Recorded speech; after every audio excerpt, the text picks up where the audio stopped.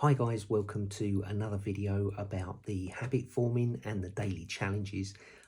Just wanted to say a little bit about time and place because I didn't include it in the videos that I did before. So, you know, during level 0 of the daily writing challenge, it's a good idea to experiment a little bit with the time and the place that you're doing your writing. So it's just really try and mix it up, try and experiment a little bit with when you feel it's easiest to do your writing.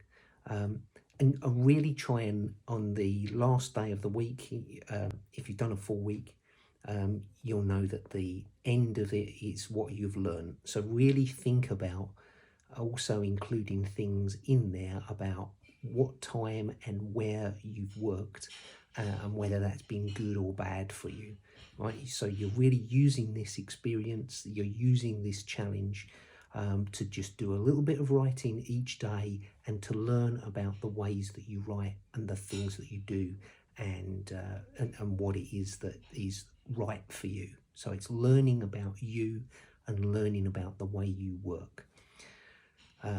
Thanks very much. Really quick video. Just thought I'd share that with you.